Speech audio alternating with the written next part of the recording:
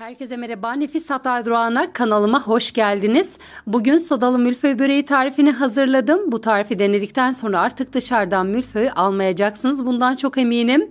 Çok önemli püf noktaları var. Hepsini sizler için paylaştım. Bu arada hala kanalıma abone değilseniz abone olmayı, beğeni yapmayı ve bu videoyu sonuna kadar izlemenizi önemli rica ederek sizleri daha fazla bekletmeden hemen tarifime başlıyorum. Yoğurma kasesinin içerisine 1 şişe maden suyu, 1 adet yumurta akı, 1 çay bardağı sıvı yağı, 2 yemek kaşığı elma sirkesi, sizler dilerseniz üzüm sirkesi veya limon suyu da kullanabilirsiniz. Hepsini ilave ettikten sonra güzelce karıştırıyorum. Bu arada yumurta sarısını üzerine sürmek için kullanacağım. Ağzını kapattım ve bir köşeye kaldırdım.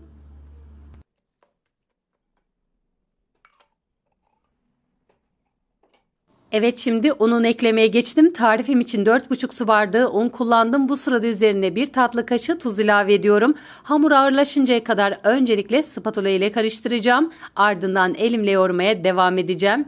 Bu arada lütfen unu kontrollü ekleyelim. Eksik veya fazla un eklemesi yapabiliriz. Yumuşak ve ele yapışmayan bir hamur elde edeceğiz. Ortalama 3-4 dakika boyunca hamuru yoğurmaya devam edeceğim.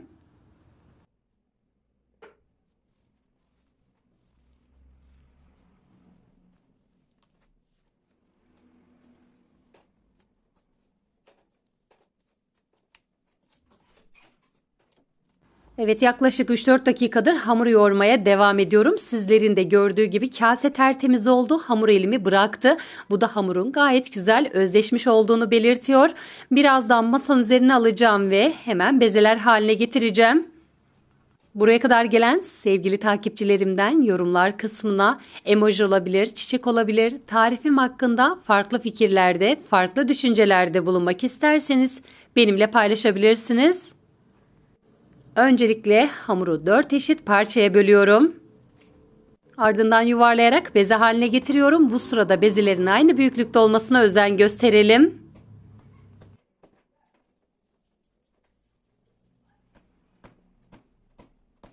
Bezeleme işlemini tamamladım. Hemen servis tabağının içerisine alıyorum. Üzerini streç filmle kapatacağım ve 15 dakika boyunca dinlenmesi için bir köşeye kaldırıyorum. Bu işlem de oldukça önemlidir. Mutlaka bezeleri dinlendirelim. Çok güzel bir şekilde açabilmek için. Ve aradan 15 dakika geçti. Bezeler dinlendi. Hemen ilk bezenin altına ve üstüne bol miktarda un serpiştiriyorum ve oklava ile döndürerek bezeyi büyütüyorum.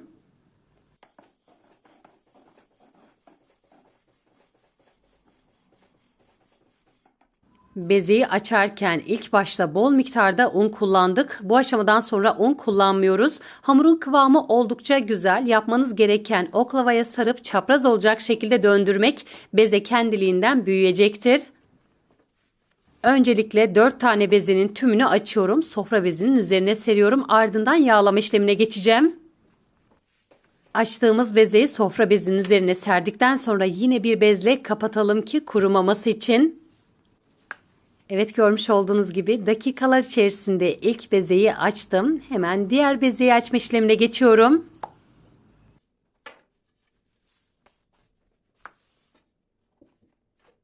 Bezelerin tümünü açtım. Şimdi yağlama işlemine geçiyorum. 200 gram oda sıcaklığında beklettiğim tereyağından bezenin her tarafına sürüyorum.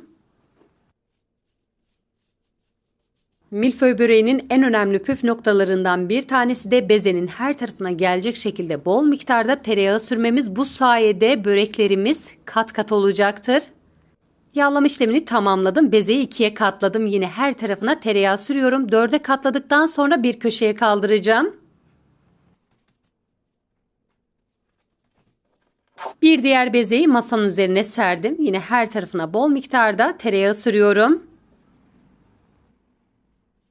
Evet, bir önceki yağladığım bezeyi tam ortasına gelecek şekilde yerleştirdim. Yine 4'e katlıyorum. Her katladığım bölüme bol miktarda tereyağı sürüyorum.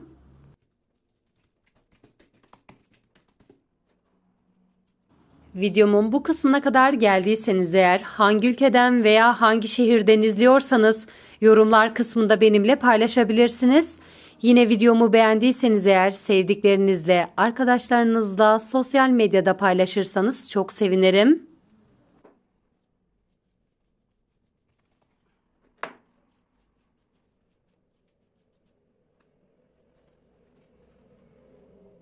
Şimdi servis tabağını tabana çok az miktarda un serpiştiriyorum ve hazırladığım bezeyi içerisine yerleştirdim. Üzerini yine streç filmle kapatıyorum. Buzdolabının buzluğunda ortalama 25 dakika boyunca bekleteceğim.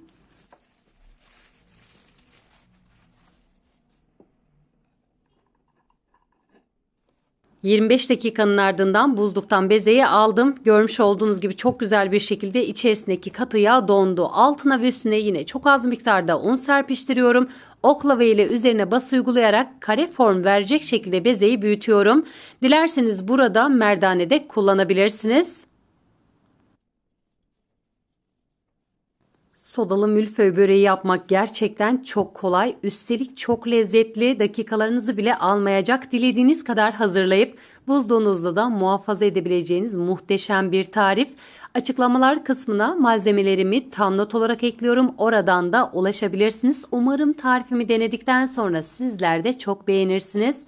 Tarifimi deneyen arkadaşlarım sonucu benimle paylaşırsanız çok sevinirim. Evet, bezeyi yeteri kadar büyüttüm. Rulet yardımı ile kenarlarını düzgünleştiriyorum.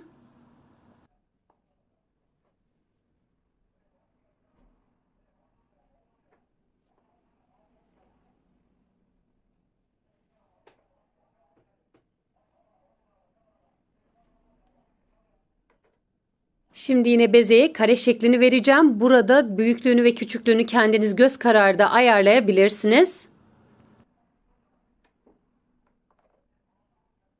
Ben 4'er parmak boşluk bırakacak şekilde kesiyorum. Yine belirtiyorum. Burada sizler göz kararı büyüklüğünü ve küçüklüğünü kolaylıkla anlayabilirsiniz.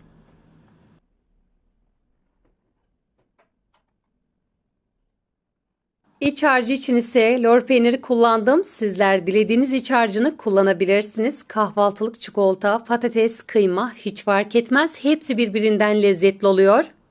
Tam ortasına gelecek şekilde birer tatlı kaşığı lor peyniri ilave ettikten sonra katlama işlemine geçeceğim. Böreklere üçgen şeklini veriyorum. Dilediğiniz şekli verebilirsiniz. Hiç fark etmez. Dilerseniz zarf şeklinde de hazırlayabilirsiniz. Yine burada mümkün olduğu kadar hızlı davranmaya özen gösteriyorum. Hamur oldukça yumuşadı. Biraz daha beklersek eğer böreklerimizin şekli dağılabilir.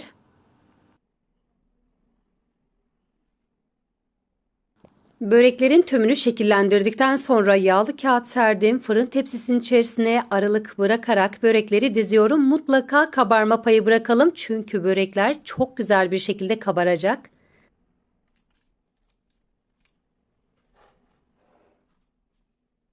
Büyük boy fırın tepsisi artı büyük boy borcam dolusu börek elde ettim. Bir köşeye ayırdığım bir adet yumurta sarısının üzerine bir yemek kaşığı sıvı yağ ilave ettim ve güzelce çırptım. Şimdi böreklerin her tarafına gelecek şekilde sürüyorum.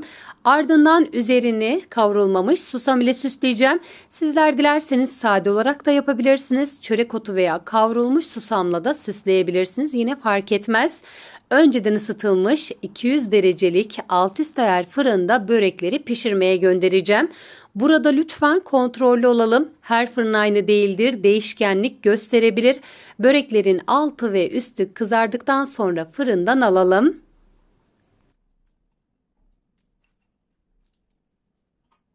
Evet, börekler pişti ve fırından aldım. Benim fırınımda 30 dakika içerisinde pişti ama lütfen kontrollü olalım. Altı ve üstü kızardıktan sonra fırından alabilirsiniz.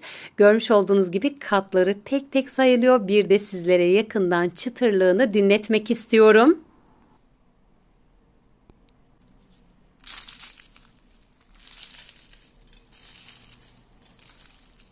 Yine lezzetini ayran bırakan enfes börekler hazırladık. Bugünlük de tarifimiz sonuna geldim. Bir sonraki tarifimde görüşmek dileğiyle. Beni izlediğiniz için hepinize çok teşekkür ediyorum. Şimdiden hazırlayacak olanlara afiyet olsun. Hoşça kalın.